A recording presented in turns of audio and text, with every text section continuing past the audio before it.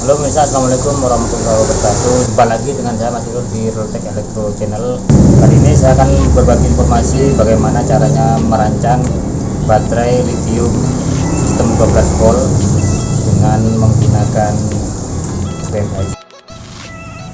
Di sini saya menggunakan baterai 18650 dengan kapasitas 3400 mAh. Tapi ini bukan real capacity ya, atau kapasitas sebenarnya realnya hanya sekitar antara 1000 sampai 1500. Itu dari referensi dan beberapa diskusi yang pernah saya jumpai.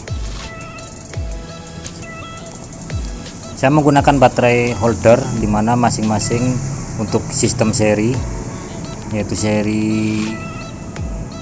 serinya ada 3 ini, dan masing-masingnya di paralel 3. Satu, ini adalah sistem paralel, dan selanjutnya di seri yang masing-masingnya terhubung ke BMS. Nah, ini BMS-nya udah tertutup di sini. Nah, pemirsa, kalau Anda merancang sistem lithium atau baterai lithium seri seperti ini dengan rangkaian seri, maka yang harus Anda perhatikan adalah Anda harus menggunakan BMS. Kenapa harus menggunakan BMS? Karena BMS itu sendiri atau baterai manajemen sistem, dia tuh bertugas untuk mengatur charging setiap seri pada baterai lithium. Karena kalau di seri secara langsung itu sebenarnya sih bisa, cuman paling sering masalahnya tidak ada yang mengatur keseimbangan atau antara tegangan satu dengan tegangan yang lainnya umumnya tidak sama. Itulah fungsinya BMS digunakan untuk mengatur charging pada masing-masing nilai seri pada baterai tersebut.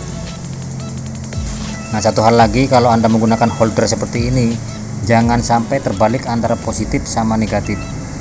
Misalkan di sini udah di daerah positif, terus Anda masang ini ternyata terbalik, minusnya ada di sini di salah satu sisi paralel ini, maka itu dapat menyebabkan baterai tersebut meledak. Karena apapun itu, dia tuh ampernya tetap besar.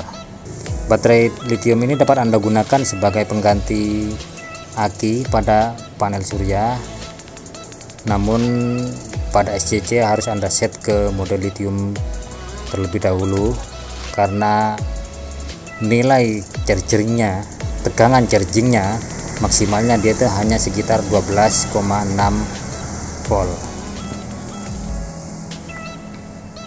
Dapat juga Anda gunakan untuk menyalakan motor seperti ini, motor DC, ataupun untuk peralatan DC 12 volt lainnya.